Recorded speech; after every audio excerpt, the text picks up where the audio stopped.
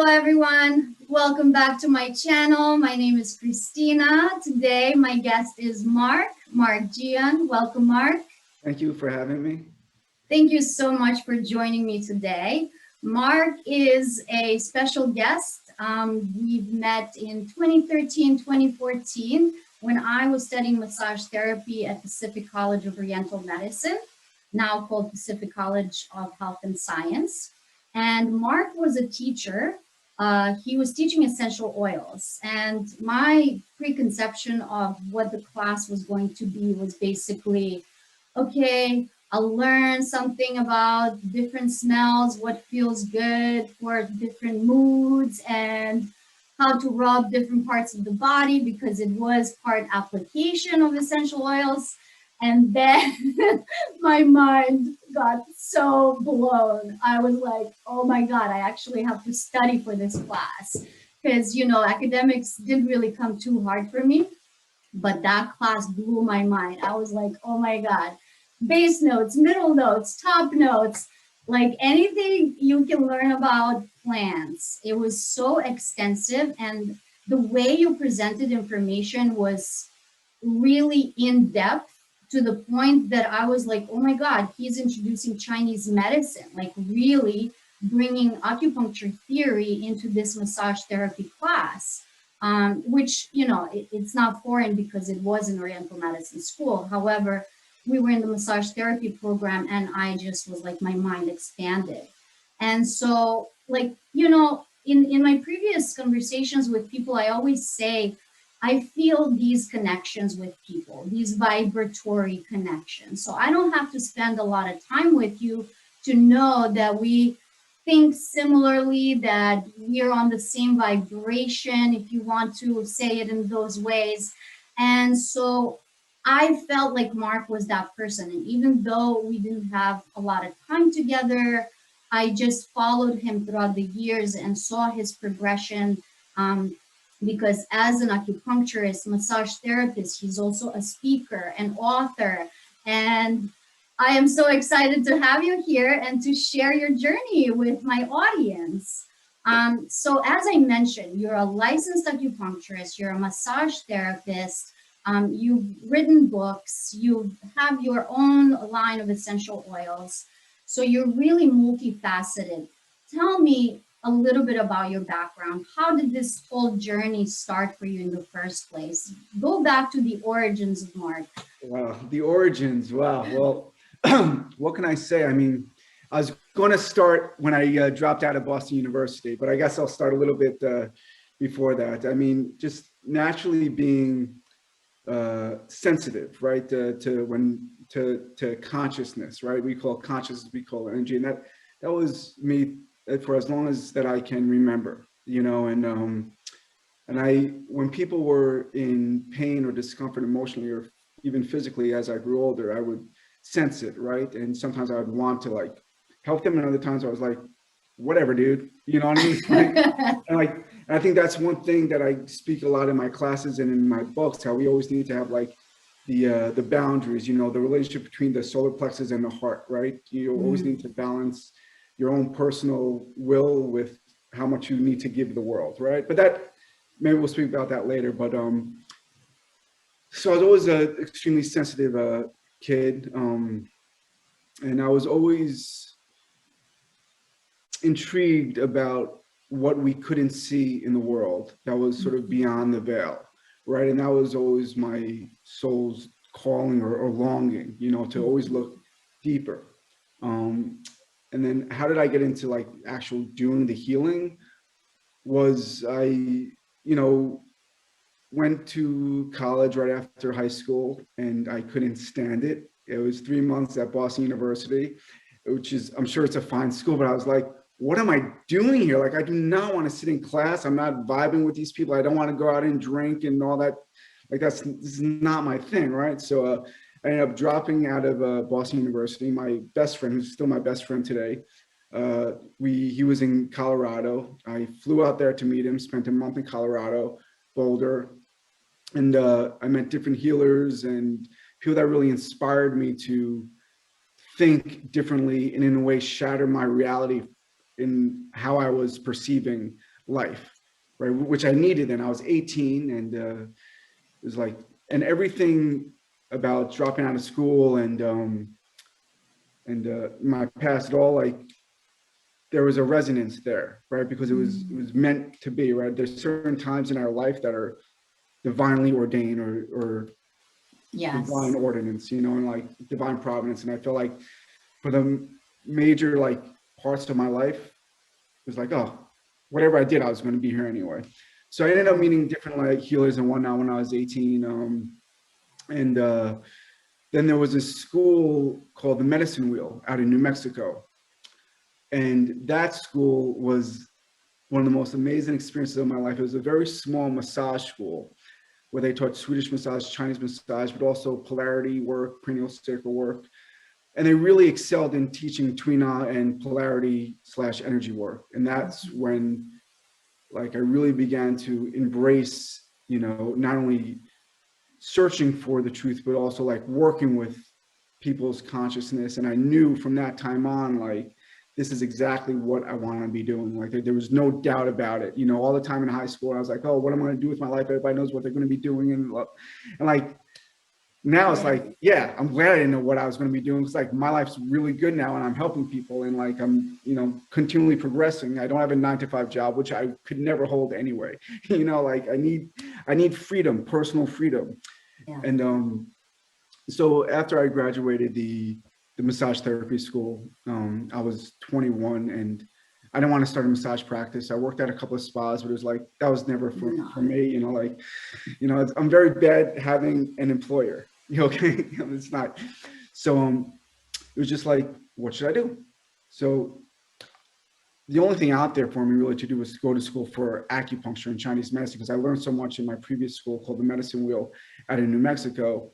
So I did that. It was awesome. I still didn't pretty much like sitting in class, but at least I learned a lot, you know, and it was great, you know, and it really took my knowledge of Chinese medicine to the next level. And I graduated when I was 25, and I've been doing it ever since. I mean, the first 4 years of practice, like, it wasn't that I didn't know what I was doing. It's just, I wasn't in the business mindset. By the time I got 30, 31, I was like, yeah, this is my practice. I'm going to hustle. I'm going to rock and roll. I'm going to do all this stuff. And like, it was awesome. But in the meantime, between 25 and 31, I started teaching at Pacific. I got a call from one of my friends that used to work there. She says, hey, we're going to have an essential oil class. Do you want to teach it? I was like, okay, fine. But first they needed a teacher for public health and safety. So I taught that, which was awesome, because half the class we just hung out and meditated and did Qigong. And then the other half, we spoke about, like, you know, washing your hands and all this stuff, you know? Yeah.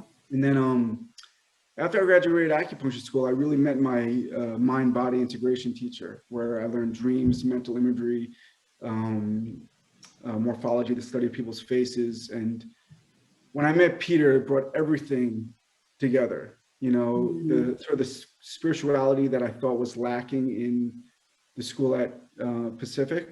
You know, just the openness, I'm not trying to get it. Yeah, it's okay. It's fine. Yeah. It was like, it was all there for me, because I don't come from an Eastern tradition. Yeah. I come from a Western spiritual tradition. So it brought all that stuff that was already inherent within my DNA, in my soul level, come out, where I could not only use it for myself, but begin to use it with my patients. And by the time I was 28, I started to do a lot of like mental imagery and dream work with patients. I mean, I taught my first dream class when I was like 27 or something. You know, I was a baby, but I was so inspired to do it. So it was just like, I did it, you know? Yeah. So, and now I'm just pretty much like rocking and rolling with my practice. I have a couple of books, have an essential oil line. Yes. And, you know, when you introduced me, it was like, yeah, there's all these things that I do and I'm multifaceted, but like, I'm so blessed and grateful, but it's always strange to hear it like, oh, I'm this much of a success or whatever, because, and I know you're probably like this too, like, you live in here, so you're always looking for the next accomplishment to do, because we can never be complacent with what we've done. Yeah. So absolutely. Anyway, so do you want? Yeah, absolutely. I mean, thank you. That is like, I love to hear from people, because there's something about finding yourself early on, and then some people just have a little bit of a winding path and find themselves later on in life, Yeah. right? So for me, I can totally relate to your story. Like, I sought out acupuncture at the age of 18, but unfortunately I moved here from Serbia, and so schooling is completely different. So they're like, oh no, you have to go through undergraduate schooling first, right? So that blew my mind. I'm like, what? We go to medical school right out of high school. Yeah. But yeah, after that, for me, the road was really winding during my 20s. And I didn't really find myself completely until my late 20s and then into early 30s, finding Chinese medicine and these practices that I was exposed to from an early age through my father, through my family, etc. So it's really awesome to hear your perspective and how you found yourself so early on. Now, I want to take you then to essential oils, right? So you say that was kind of one of the first classes you started even teaching. Why essential oils? What drew you to them? I mean, I know the potency of them, and we can talk more in detail, but like, what was that spark for you to even That's start? that's a really good question. So when I graduated acupuncture school, there was a lot of changes in my life, shifts.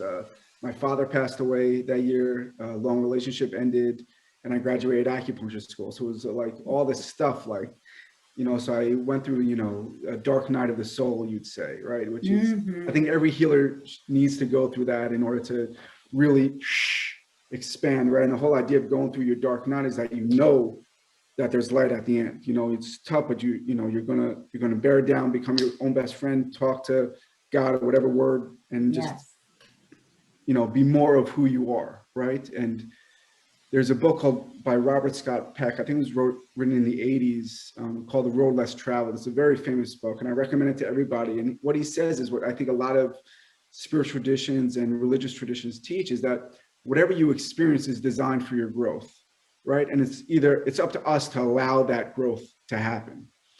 So anyway, I was 25 and was going through, a difficult time. And my friend Paul Campisti, who's also an acupuncturist and does a lot of work with essential oils, he brought me to Entourage in Manhattan. And I love that place. I took a sage, sandalwood, and geranium, and I start to smell. I'm like, oh my God, I feel like I am alive again. Like, because it shifts the consciousness so amazing. Of course, we don't have the time, but I could go through most oils and share like how they shift and what level. But I had geranium, sandalwood, and sage, and I didn't even know how to use them. I would just smell them, or I put a few drops of each in like a water bowl, and I would put it on top of my AC and just smell them that way. And what I noticed was not that it took away any pain per se, but it allowed me to move forward in life and feel my energy field literally shift, and that's one thing that's so important. As much as I believe and I know essential oils and aromatherapy work very good as antibacterial, antimicrobial, antiviral. And when I had the flu 4 years ago, I was told my rabbi, listen, I'm sick. I can't go to shul. I have the flu. He's like, oh yeah, I think essential oils work for that. Because, and I totally forgot, I was like, oh yeah. So the next day I was like 75% better, Yeah, I love that. Yeah. So as much as, yes, there's lots of studies that are done on essential oils that are very good for physical things. I think first and foremost, the way that I use them, and I think many healers do, it's you want to work on the mind. Because if you don't work on the mind, you just work on the physical body, it's just going to transform somewhere else. Healing and disease start in the mind. So once you shift your mind, the body is naturally going to shift with you. It's like we could work on somebody's elbow pain and it goes away, but the next week they have knee pain or ankle pain or hand pain, something different, right? There's the meaning behind it.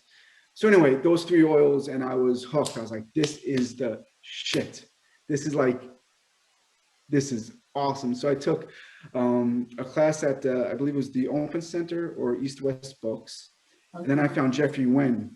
And I was like, yep, this is my guy. Love it. And I whatever class he was teaching on essential oils for about 3 years, I would go to. I went to New Mexico at least once to hear him teach on essential oils and cancer. And, you know, whenever he was teaching in New York, I would take as many classes as I could with him.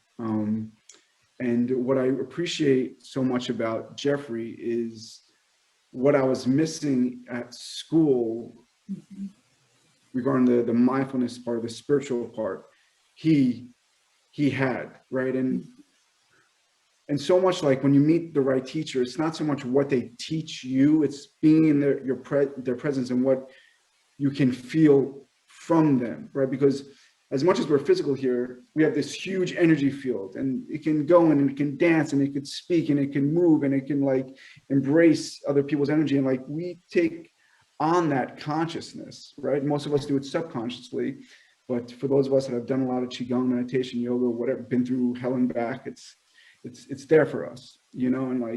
And to me, that's one of the most intimate ways to really speak to somebody, because it's silent, you know. And when we have the ability to become silent in conversation, we allow ourselves to be present, right?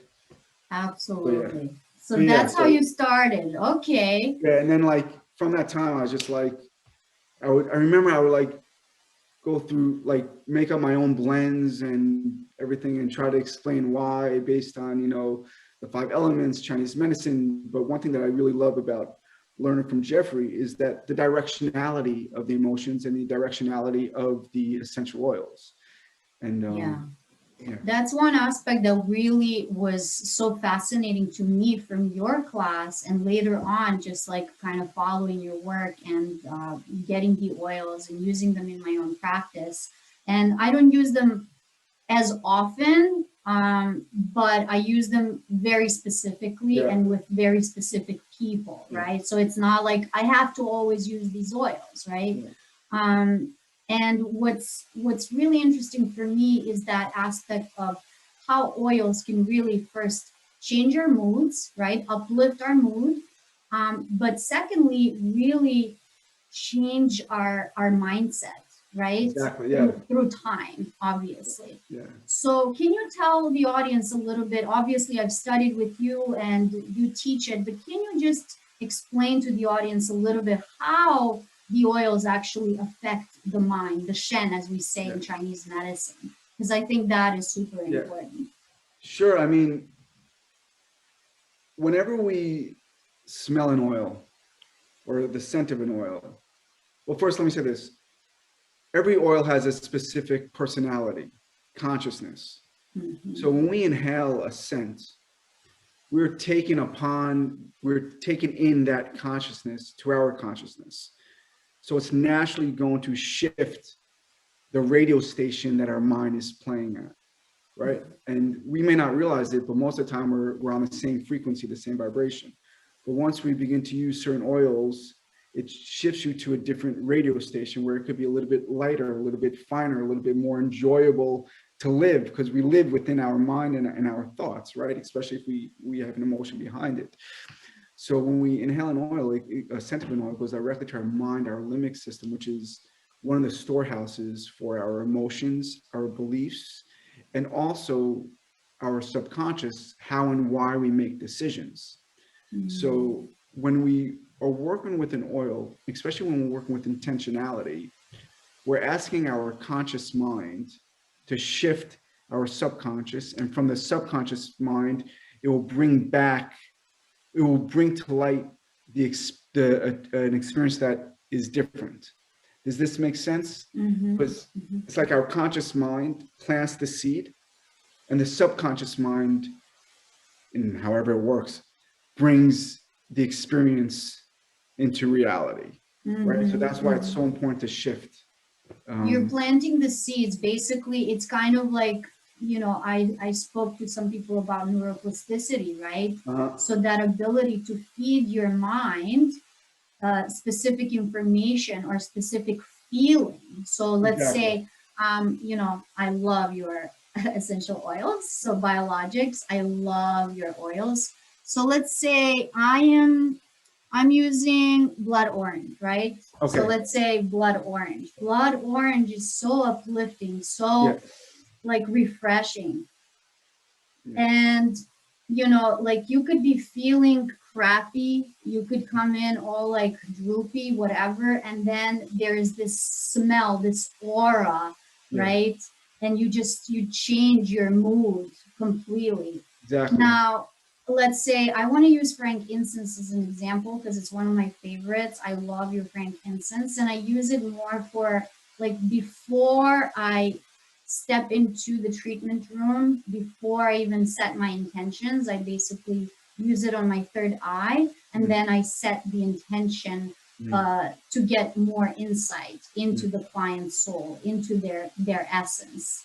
And through time, obviously, as I'm doing this, I am shifting myself to be more intuitive, to actually change my consciousness to operate at different levels. yeah, And of course, this can be applied to physical things as well, yeah, right? yeah, yeah. So, yeah, what is your experience with that in working with clients? With frankincense specifically, or Regardless, it could be okay, any or frankincense. okay. So what there's different ways that I work with essential oils with clients, right?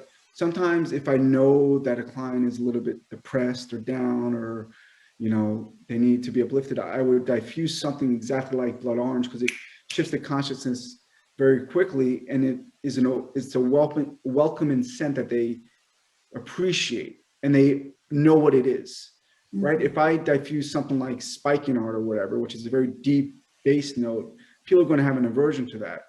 So the idea is, when we begin to use essential oils with clients, we want to use oils that are inviting to them, right? Like blood orange, bergamot, even peppermint, lavender for many people.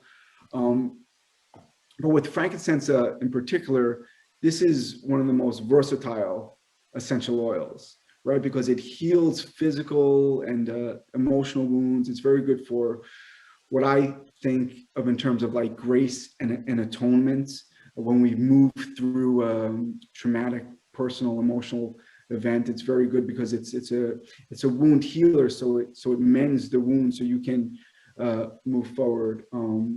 And as far as the chakras go, I haven't spoken about the chakras in a long time, but it's one of them that really works with all of them, and it's a very um, refreshing essential oil as well.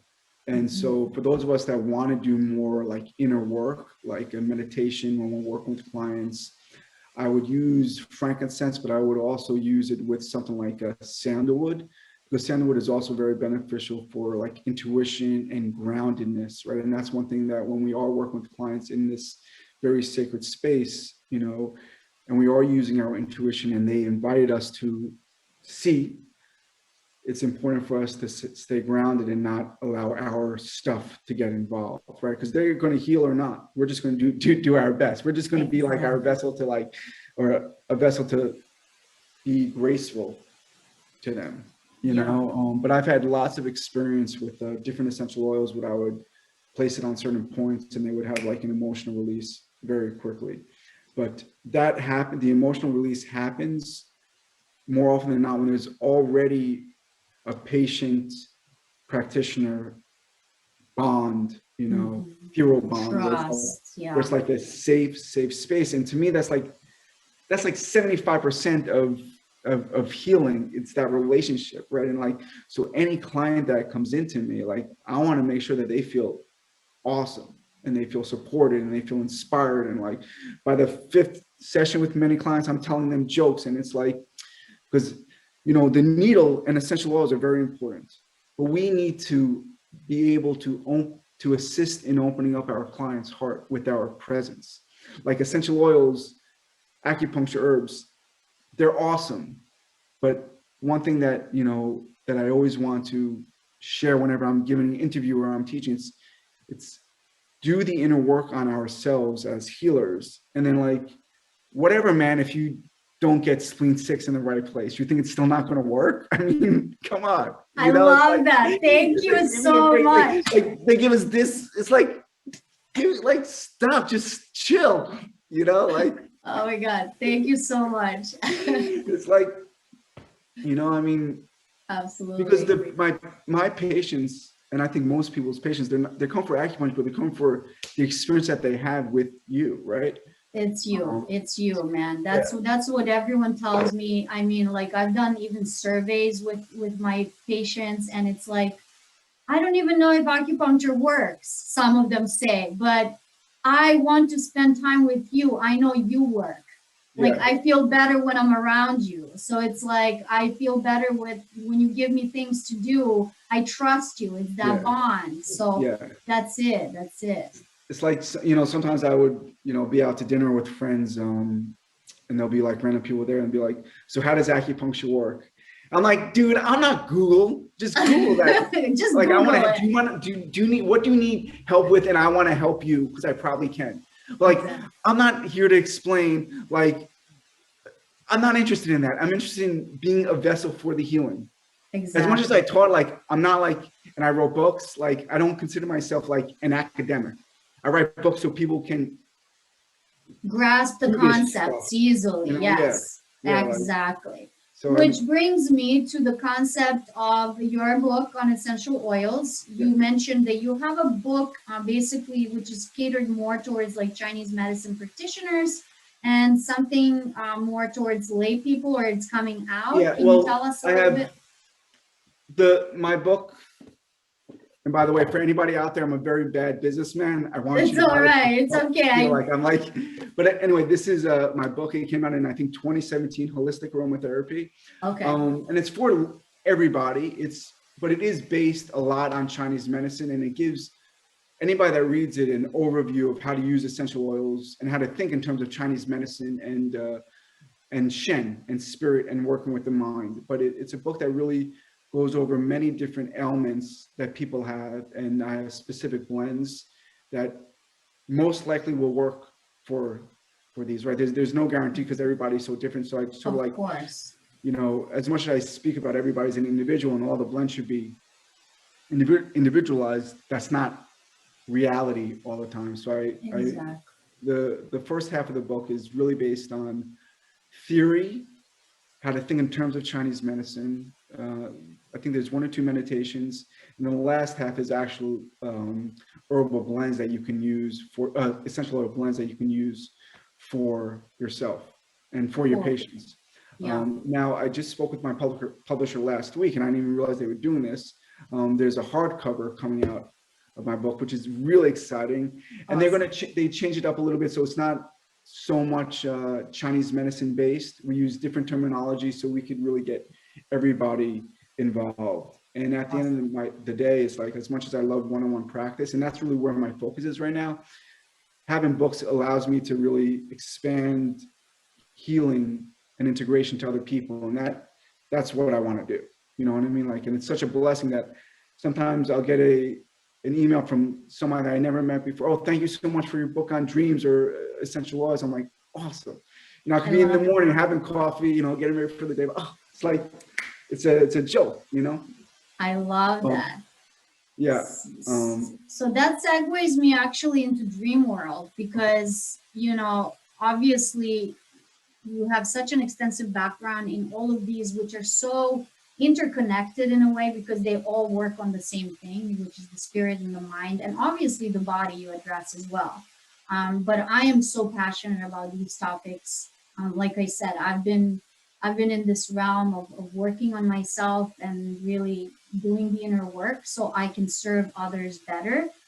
Because one thing that irks me is when I see people just spreading the latest thing that they have heard, and all of a sudden they're experts and gurus and whatnot, you know? And it's like, how much inner work have you actually done, and how much do you do on an everyday basis? You know, you got to live this. Yeah. It's like a life thing, you know? It's not like, yeah. Anyways. And you know, that's like, yeah, I know. And I've always watched myself to make sure that I never become that, which is why I'm not really on social media, because I feel like people that are, it's like, I can only show who I really am. Yeah. I can't show like. Yeah. But ultimately, people resonate with the reality. I think you always have to, like, no matter how much we can facilitate in other people's healing, we're always going to be moving through something. Exactly. You know, we're always in the process of becoming something. So yeah, so dreams. Dreams. I mean, dreams are such a big part of my life. Ever since I was a kid, I could always remember my dreams. And, you know, I used to write them down. There's times when I write them down. There's times when I just like don't write them down at all.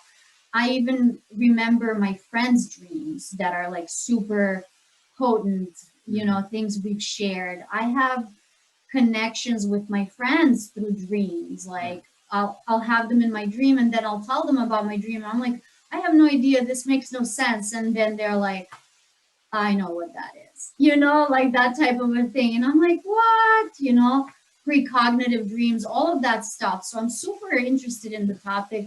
You wrote a book about it. I have it, which I have to brag about it because obviously I love your work and that's why you're my guest. Um, but tell me about your experience. You obviously work with clients, you do dream sessions. Yeah. Tell me how this even idea of writing the book started. Why? So it's like, okay, for years, you know, my students, you know, I think some at PCOM would say, Mark, you need to write a book. I'm like, I don't want to write a book. The only way I'm ever going to write a book is if I get a book deal. I'm not like, I don't even want to mark your tests, like let alone write a book. You know, I don't like, you know? Yeah. So anyway, I went to the Open Center and I taught a free class on essential oils.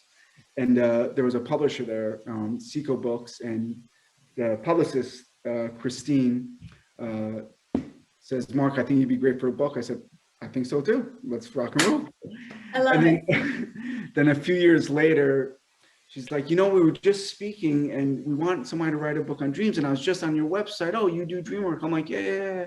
So that's how it started. And it was awesome. It was much easier to write this book than the one on essential oils, because I didn't have to go through specific like formulas or whatnot. It was like all for things that I really learned with Peter and some other studies I did, but it's mostly stuff I learned with Peter. So how did this dream work start? Well, it started really when I first started to work with Peter Resnick, and he worked with this woman named Colette Albuquerque Muscat in Israel, who passed away, I think 10 years ago or 12 years ago.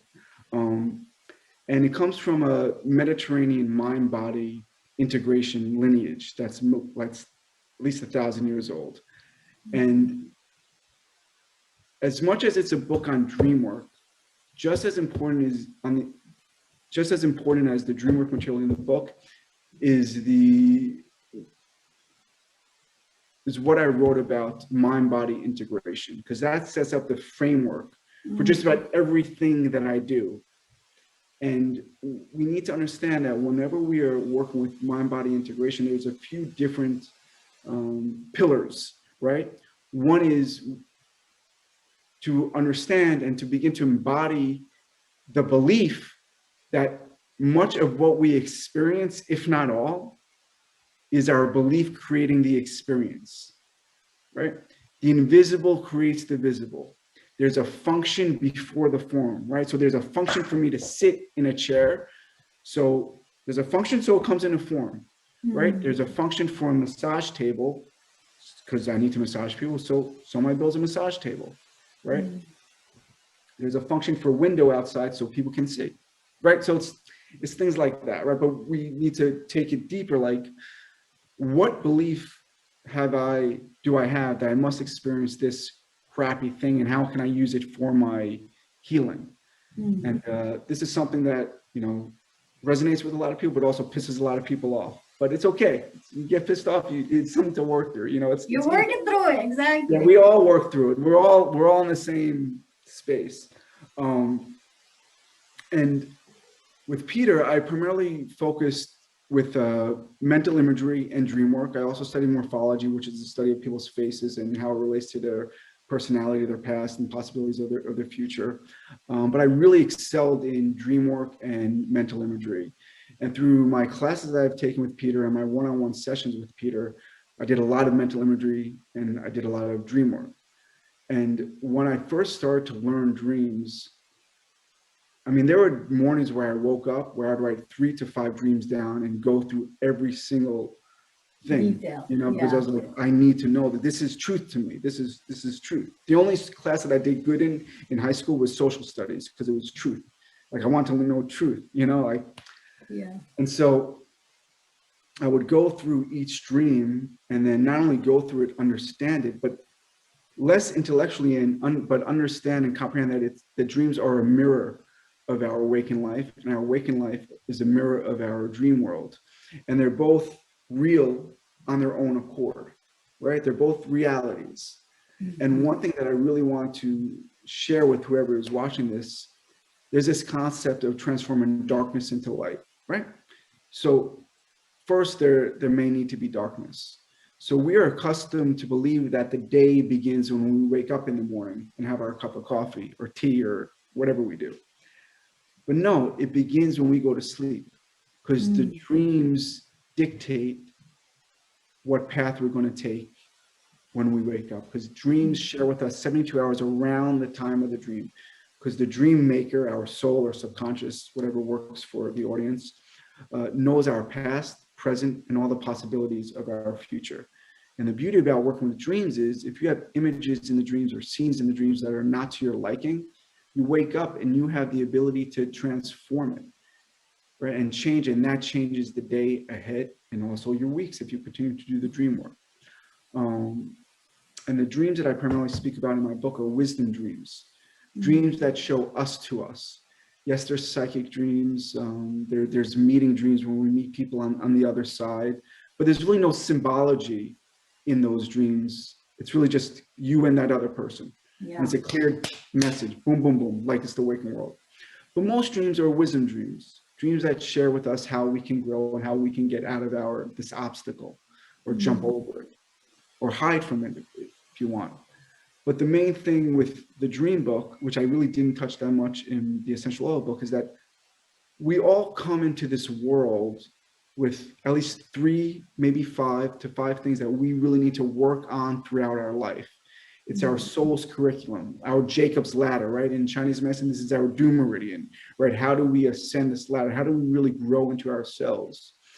And the only way that we can really grow into ourselves is if we really accept who we are in totality, what we judge as good and what we judge as bad, and realize all that stuff's the same thing. It's just our perception of it and how we can transform that, what we believe negative, into something that's active and positive. And that to me is real growth, you know. And the beauty about one of the virtues of this COVID thing, which I think there's many actually, is that I was doing a lot more one-on-one coaching sessions, dream sessions, mental imagery with my acupuncture clients. And it was so amazing because they come for acupuncture. We'll do a little bit, I'll give them a little inspiration, some wisdom, you know, do quick imagery, but it's not doing a full imagery or dream session. And they get so much out of it. Like their world changes. You know, I remember I was teaching a dream class 10 years ago, and there was a client was there, one of my acupuncture clients was there, and during the dream, and she was telling me that, you know, she needs to break up with her partner, this and this, and for like a year or two. After one dream session, she moved on. That's because with dreams, you see yourself. There's no hiding. If the practitioner or the friend is asking the right questions, because with dreams, the most important thing in order to get the most out of your dreams is to be honest. And that's why we need to accept who we are in totality, because when we're not accepting of who we are, it's hard for us to be honest with all of our stuff. And people can do meditation, qigong, yoga, all this stuff, but unless you can like love yourself for like who you are, you're only going to reach a certain level of intuition. You're only going to be intuiting the mostly the negative things that you see in people until you regurgitate your own stuff. Right? So like, and then when we work with this idea and love ourselves in totality, it's like, yeah, man, everybody in the world is just going to reflect what's coming back at you, what you need to work on. Even COVID, even the way people are responding, you know, and many times rightly so. But yeah, absolutely. This whole COVID thing could be a huge, beautiful awakening for so many people, even though it's hard and people have died and it's serious and it's like, but like God or the universe, whatever word we use, I use the word God, like forced us to be with ourselves, forced us to be with ourselves. You be with yourself. Okay, there's only so much Netflix and Amazon Prime you can watch, and only so much tequila you can drink without, you know. So you have to like, you have to sit with yourself, and through sitting with yourself, we can come out and like be so much more loving and compassionate to other people. Like we don't need another 9/11. We don't need another COVID. We don't need another. If we all do our part and grow. Right. Exactly. And of course, there's many other physical reasons why people get sick. And I'm not discounting them. I'm saying as healers, if we're sitting here and we are bitching and complaining about the way things are, like, dude, no. This is like how you gotta use this. Like, I don't want to, like, I can't, like, I have been off of social media for a couple of weeks now. Like, I can't, like, use your stuff, man. Like, there is a diamond inside of you. And the only way that you can, you know, polish it is to like be with yourself and love yourself, and maybe have one or two really good friends or therapists, acupuncturists, healer that like that brings it out in you, and you can be there, and that can be there with you. But at the end of the day, it's between you and, if you don't believe in God, your subconscious. But if you believe in God and your subconscious, it's like, I mean, people can become superheroes after this stuff with the amount of compassion and love that they can have for other people, because it's just reflecting what they have with themselves, right? And like, there's been so many times where I've had a new client in my office and they normally just like start to cry after 3 or 4 minutes. And they're like, I don't know why I'm crying with you. And in my mind, I'm like, you know, because whatever, my energy field and graceful, like, I really want you to heal. So all that's there, you know. I'm not particularly like a very nice person, I'd say, you know. You can't be moody. You can't be moody. You know, like, I know. Listen, I know. But at the end of the day, like blood orange. Yeah. No, it's true. No, absolutely. The thing is, you do the work, man. You do the work. You've done the work. You show it from your experience. Yeah, it's soul level work, and if we're all willing to do the soul level stuff or the subconscious stuff, it's like, okay, cool. You burnt your pizza. You're late for the train. Maybe that's because like the universe and you need to be in a different space right now. There's only so much that we can control. And the reality, one thing that we can control is our perception. And that's why I like oil so much. But if you don't want to use oils, do dreams, do mental imagery. Absolutely. Yeah, that's the thing. Change your perspective. The thing, external circumstances may still be the same, right? Yeah. Things will still be crappy around you. Politics will still be shitty. All of these things, right? But the more you do that inner work, the more you face all of yourselves, because we have so many different selves within us. Yeah. When we embrace all of those aspects and really love ourselves, right? Then the external circumstances, yeah, sure, they are there, but we're not as affected by them. Right. And that's the piece that we can give to people. Right. And we're all searching for oneness with all these parts of ourselves to integrate. But one thing that I want to say is that there's so much media out there and there's so many things that are outside of ourselves that unfortunately that's becoming our reflection instead of looking at our own inner reflection. And it seems as there's so much reactionary things from whatever is on the media and stuff, but it's our own reflection that we need to see. And the more that we take a step back from everything that's outside and see how we are, one, responding to or reacting to certain things, but also what is our own inner reflection of our environment or our relationships or our, you know, workspace. You know, I work with so many people to like help them quit their job, you know, because like you need to be free. This is a journey of freedom. If it's not serving you, take a leap. If you don't take a leap, you'll never know. Absolutely. You're always going to have food.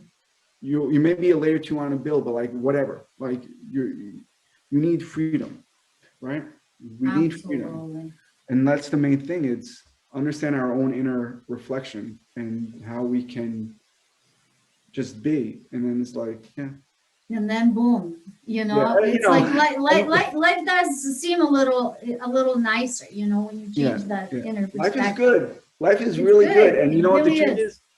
We've been blessed to not only do this work as we do, but even for those of us that are working 9 to 5 jobs that they don't like, or you know, maybe they're a little bit low on money these days. Like, you're still blessed just to be alive, just to be Exactly. alive. You got to embrace it. You know, there's so many people, unfortunately, that are sad or depressed, but like, the sun's out, it's shining. There's life is to be lived. Life is to be lived, right? Right. And you can live your Absolutely. best life by working with your dreams in the morning. Oh, one thing that I want to say is that there's many times people have questions about, Mark, I had 5 dreams last night. Which one do I want to work with? Mm-hmm. The answer is whichever one you feel was the most uncomfortable, Mm, or if they all felt meh, just pick one.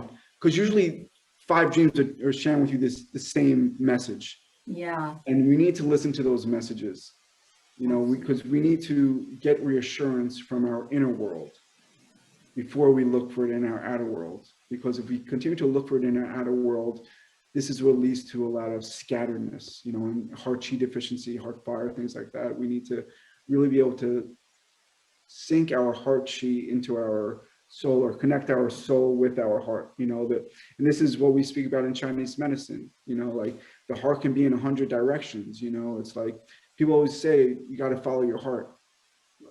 If Which people follow their way? heart, they'll be like, Which way? oh, you got to touch base with the deepest part of yourself. Mwah! You touch base with your deepest point, and it's like, forget about it. Maybe you'll go this way with your heart. You make a little mistake, Detour. but whatever. It's like, you still can always come back to it, you know, because you know that anchor is always there, right? We're always going to grow. We're always going to, you know, make errors, or miss the mark, or like not be perfect. And that's part of life. We learn from not being perfect. Yeah, That's it. We learn from, you know, mistakes, right? Because they're growth. exactly. Um, Exactly. Yeah, just push through those challenges. yeah. Any last words for the audience before we wrap up? I don't know. I mean, first of all, whoever is listening to this, thank you. I never take any teaching that I have the opportunity to have for granted. Any books I written, or any patients that I treated for granted, because everything in my world comes from something that's above me and that guides me. So uh, I love yeah, I'm that. here for you if you need to, like. Where can people find you, Mark? You Okay, have a so website, you teach yeah, my also. website is thecurebymark.com. The same thing as Instagram. Okay. Or you could just follow me on Instagram, Mark J Gian, MARCJAY Gian. You Okay. probably see a lot of pictures of my puppy, who is Awesome. um, Awesome. I'll link it in the description box below yeah, so people can go online yeah, and find you yeah, and get your information yeah. for sure. Yeah, one thing, whoever is listening to this and is going through a challenge, just know whatever you're going through, you are very likely going to move through it, and it's part of your growth. And once we can accept this and own it, you're going to be okay. Trust the process. Always got to trust the process. And exercise if you're depressed. You got to move your Yes, blood. Yeah. absolutely. I love it. Preach it.